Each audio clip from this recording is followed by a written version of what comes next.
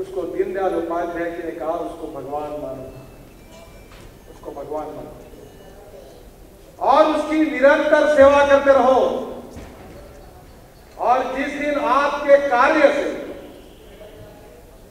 उस व्यक्ति के जीवन में उसका जीवन सुसह्य बनकर उसको रोटी, कपड़ा और मकान मिलेगा, उस दिन हमारा कार्य पूरा होगा। ये अंत्योदय का विचार, ये भारतीय जनता पार्टी का उद्देश्य है।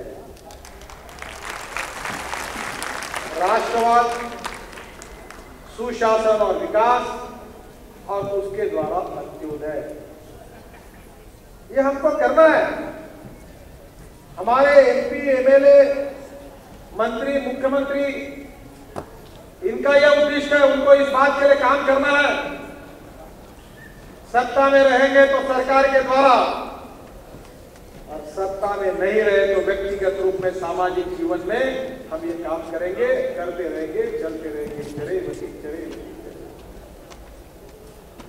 ये भारतीय जनता पार्टी का भावार्थ है और इसलिए कार्यालय के बाहर हमने लिख के रखा है कि कंट्री फर्स्ट, बाद में पार्टी और उसके बाद में मैं।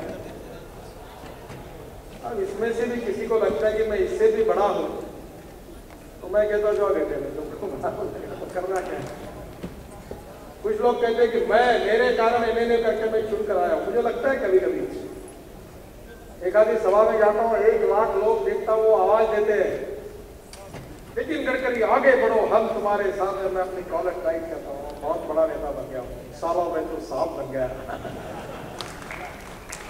पर ये सच नहीं है। ये ताकत, ये शक्ति मेरी नहीं है। ये 1952 से लेकर आज तक जिन लाखों करोड़ों कार्यकर्ताओं ने अपने जीवन को समर्पित करके, जो एमएलए नहीं बने, एमपी नहीं बने, ऑनररी मैजिस्ट्रेट नहीं बने, जो कोई महामंडल पर नहीं गए, जिनका अखबार में नाम नहीं छपा, फोटो नहीं छपा, पर जिन्होंने अपने जीवन को इस पार्टी के लिए, संगठन के लिए न्यौछावर कर दिया, तो लाखों करोड़ों कार्यकर्ताओं के बदौलत मैं खड़ा हूं। अगर मैं शिखर पर दिख रहा हूं, टेलीविजन पर दिख रहा हूं, तो ये मेरे कर्तृत्व के कारण नहीं है, तो ये लाखों करोड़ों कार्यकर्ताओं ने ताकत देकर इस पार्टी को खड़ा किया।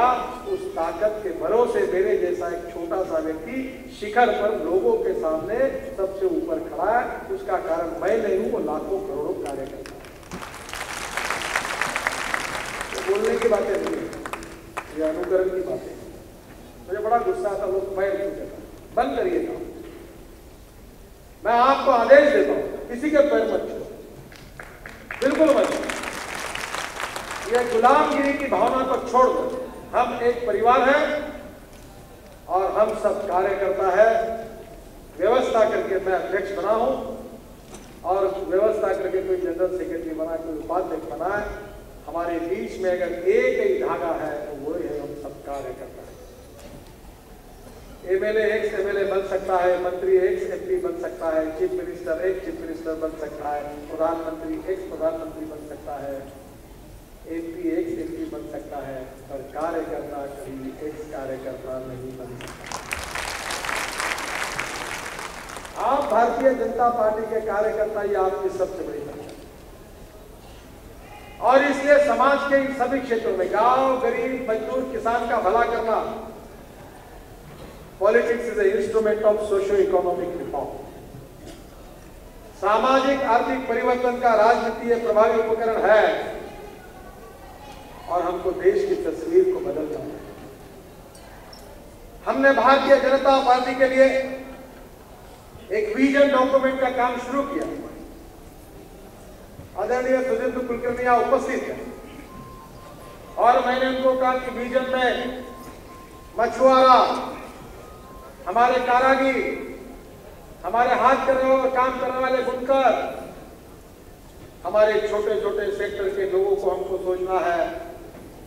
और इसलिए विजन डॉक्यूमेंट में हमने तय किया है कि अब हैंडलूम और हैंडीक्राफ्ट के क्षेत्र में इस देश में 10 करोड़ लोगों को ईमानदारी के मार्ग से जीने का रोजगार देना चाहते हैं। सब करोड़ लोग। और ये अगर हमको करना है तो सरकार की ताकत आपके पीछे खड़ी करनी होगी, और इसलिए हमको सरकार के द्वारा कुछ योजनाएं मदद करनी पड़ेगी, कुछ आपको सुधरना होगा। हमने तय किया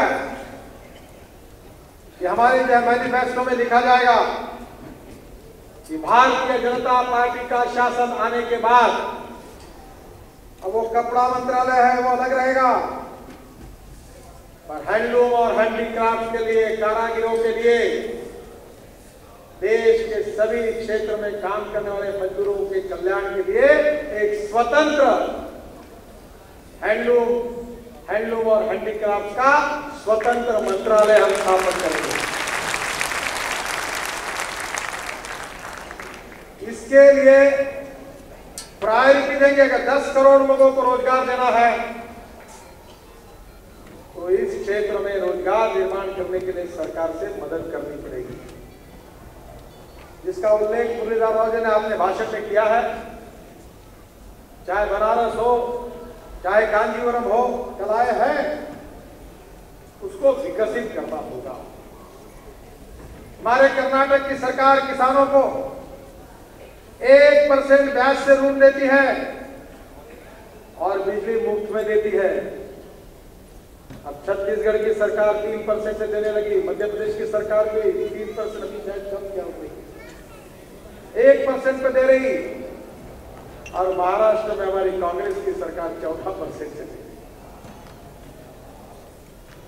हमको चिंता है गांव, गरीब, मजदूर, किसान, गरीबों की। यह सरकार कहती थी कि 27 रुपए के ऊपर जिसकी आमदनी वो धनवान है। तो मैंने प्रधानमंत्री और सोनिया जी से सवाल पूछा था कि 27 रुपए से ज्यादा अगर आमदनी है तो वो आदमी धनवान कैसे जी सकता है, इस काम को आपको मार्गदर्शन करो। अब 66 रुपए की बात आई है।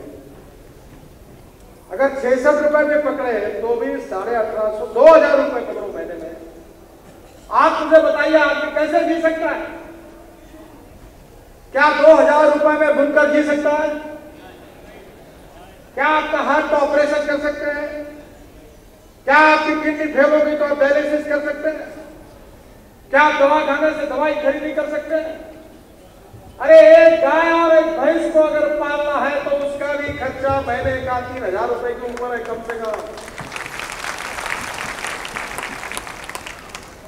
बड़े घरों में कुत्ते पालते, उनका खर्चा महीने का 15 और 20,000 रुपए है।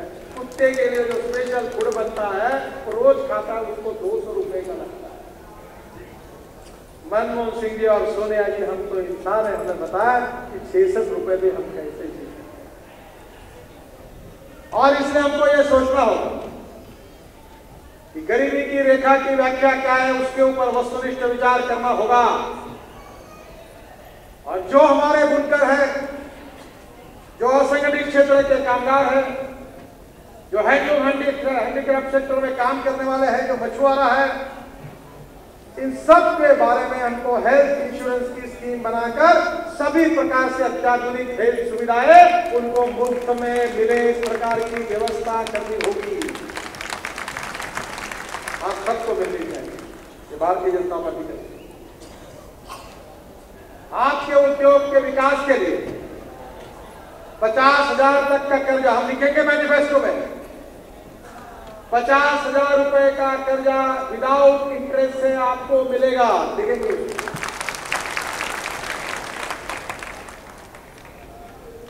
भविष्य निधि के बारे में भी विचार करेंगे। क्लास 1 और IAS ऑफिसर को अगर पेंशन मिल रही है तो असंगठित क्षेत्र में काम करने वाले मजदूरों को, हाथ करगा बुनकरों को जिनके आंखें चले जाती है, हाथ ऐसे आपको मालूम है, आप काम करते ये उंगलियां ऐसी घिस जाती है, कितने साल तक काम करते हैं, मैंने सब देखा है और मैं इसको बहुत बारीकी से जानता हूं। मेरे बहुत प्रेम का विषय है।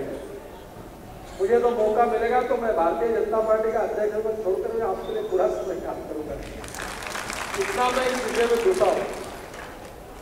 मैं साड़ियाँ देता हूँ, आपके कपड़े खरीदता हूँ। मैंने साड़ियाँ बेची मुंबई में, हेमा मालिनी को बुलाकर बस्तर की साड़ियाँ लाकर उसका एडवर्टाइजमेंट कराया।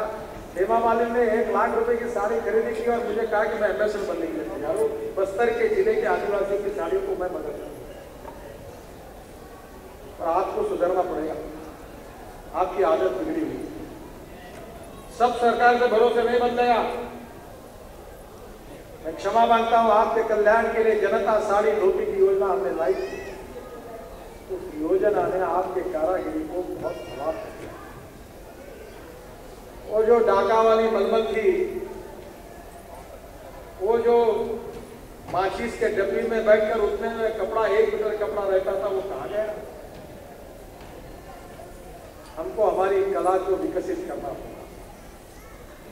जो हमारे मास्टर वीवर हैं और दूसरे हमारे मास्टर आर्टिशियन है, इनको हमको संभालना होगा। इनके कल्याण के लिए योजना लानी पड़ेगी। इस कला को विकसित करने वाले लोगों को स्पेशल ध्यान देकर उनको नई नई योजनाएं, नई नई कलाओं का विकास करना पड़ेगा। और इसलिए हर राज्य में और केंद्र के स्तर पर रिसर्च एंड डेवलपमेंट का इंस्टीट्यूट हम तैयार करेंगे। परसों एक सूरत का व्यक्ति मेरे पास आया, तो मैंने उसको कहा कि मैं जो उम्रों में काम करता हूँ तो 10,000 लोग मेरे यहाँ रोजगार दिया हुआ है, मेरी लड़की की शादी। तो मैंने उसको कहा मुझे 10,000 साड़ियाँ चाहिए। तो मैं देख रहा था, उसने कहा ये साड़ी तो 70 रुपए की है। फिर ये पैच वर्क किया, 600 की हो गई। ये इतना पैच वर्क किया, 1200 की हुई। फिर ये आईना लगा दिया, ग्लास लगा दिया, तो 1800 की हो गई। वैल्यू एडिशन हुआ। ये आपकी जो क्या बोलते हो उसको, पहला बैंगन ना, चूड़िया, तो चूड़िया 1 रुपए की। फिर उसको आर्टिफिशियल स्टोन लगा दो, 50 रुपए की हो जाती है। फिर उसको और लाख लगा दो, 500 रुपए की हो जाती है। Value addition. आपने सेरीकल्चर और कोसा में बढ़िया साड़ी तैयार की और उस पर अच्छा डिजाइन किया, तो वो साड़ी की कीमत 20,000 रुपये हो सकती है। प्रॉब्लम ये है, देखिए एक बात को समझ लो, मैं नई पीढ़ी का हूँ। ओल्ड इज गोल्ड ये सही नहीं है। जो गोल्ड है उसको स्वीकार करो, जो नहीं है उसको छोड़ दो। मॉडर्नाइजेशन एंड वेस्टर्नाइजेशन 2 शब्द है, आधुनिकीकरण और पाश्चात्यीकरण। हम पाश्चात्यीकरण के खिलाफ है, आधुनिकीकरण के खिलाफ नहीं है। हमारे वर्धा में सोलर एनर्जी पर चलने वाला हाथ करगा तैयार हुआ है, जो सोलर पैनल लगा के चलता, वो पैनल लगा के चलता है, किसान खूब निकलता है उसको। टेक्नोलॉजी का उपयोग करना चाहिए। वो साबुन कोई भी हो, वो श्रीदेवी ने साबुन यूज किया कि गली की श्रीदेवी वही साबुन यूज करने लगी है। एडवर्टाइजमेंट का क्षेत्र है। आपकी अगर साड़ी कोई हेमा मालिनी पहन कर कहेंगे कि मैं आदिवासियों ने तैयार की हुई कोसे की ये साड़ी, ये ब्रांड है, इसकी पहनती हूँ, तो गली गली की हेमा मालिनी वही साड़ी खरीदने लगेगी, तो आपका माल बिक जाएगा। तो आधुनिकीकरण और पाश्चात्यीकरण में फर्क है। इसलिए फैशन डिजाइनिंग, फैशन बदली है। मैंने एक बार बुजुर्गों को सवाल पूछा था कि आप जो धोती और साड़ी तैयार करते हो वो आप भी नहीं पहनते, तो लोगों ने क्यों खरीदना चाहिए? आपको क्वालिटी में सुधार करना होगा। मास्टर वीवर, मास्टर आर्टिजन को विकसित करना होगा। हमारे विजन डॉक्यूमेंट उनके लिए विशेष योजना रखेंगे। जो हैंडलूम और हैंडीक्राफ्ट के क्षेत्र एवं राज्यों में रिसर्च डेवलपमेंट इंस्टीट्यूट स्थापन करेंगे। ये हमारे हरेंद्र जी अहमदाबाद से आए हैं। यहाँ एक अनेक वस्तुओं को डिजाइन करने का एक इंस्टीट्यूट है। वो गाड़ियों को डिजाइन करता है, अलग अलग कंप्यूटर बनाता है। देश भर के लड़के वहां जाते हैं। देखो दुनिया में क्वालिटी के सिवा नहीं होता। और समय बदला है। जो कल हमारी माँ जिस प्रकार की साड़ी पहनती थी, आज हमारी पत्नी और बहन को वो नहीं चलती। समय के अनुसार बदलना होगा। क्वालिटी में सुधार करने होंगे, नए डिजाइन लाने होंगे और मार्केट फ्रेंडली प्रोडक्ट उत्पादन करना होगा। और इसलिए मेरा आपसे अनुरोध है कि इसके बारे में भी हमको अध्ययन करके कुछ सुधार करना होगा। भारतीय जनता पार्टी की राज्य सरकारें, भारतीय जनता पार्टी का अगर केंद्र में सरकार आता है तो आपकी समस्या को सर्वोच्च प्राथमिकता देने का वचन मैं आप सबको देता हूं। आप योजना तैयार करिए। हम देश के गांव, गरीब, मजदूर, किसान की तस्वीर को बदलना चाहते हैं। हम किसानों के, बुनकरों की आत्महत्या रोकना चाहते हैं। स्वदेश विचार हमारा आधार है और उसके साथ साथ लैपटॉप साथ में लेकर डिजाइनिंग भी वैसे बैठे बैठे करने का कारागिर भी हमको तैयार करना है। मैं हमारे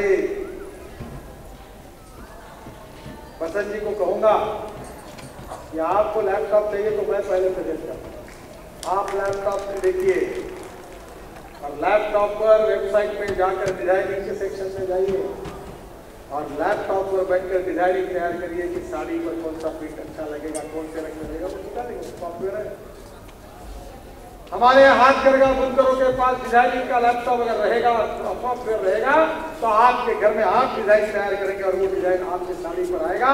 आपकी साड़ी 2000 रुपए में नहीं, 22,000 रुपए में मार्केट में खरीदेंगे। हम लोगों के पास नहीं जाएंगे। Respect should not be demanded, it should be commanded. If you deserve for it, you will get it. हम ऐसी क्वालिटी बनाएंगे कि ग्राहक हमारा घर ढूंढ ढूंढ के हमारे घर पर आएगा, हमारे एडवांस बुकिंग होगा, हम एक एक महीने के बाद डिलीवरी देंगे। ऐसा सुंदर प्रोडक्ट हम तैयार करेंगे। सब तस्वीर बनाएंगे। साइजिंग, ब्लीचिंग और कैलेंडरिंग की समस्या मुझे पता है।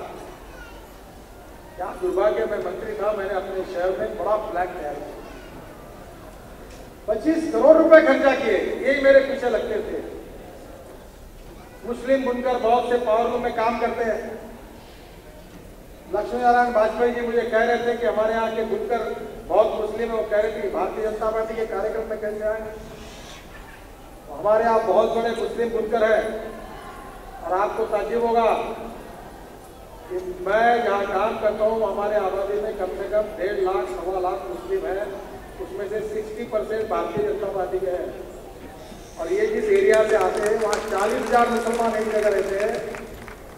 वहाँ इनके वार्ड में 1500 हिंदू है और 1800 शेड्यूल कास्ट है।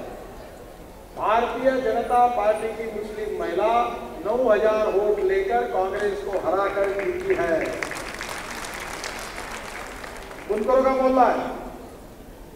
और मैं तो जात पात की बात तो सुनता ही नहीं। बीमारी पार्टी में भी आई है।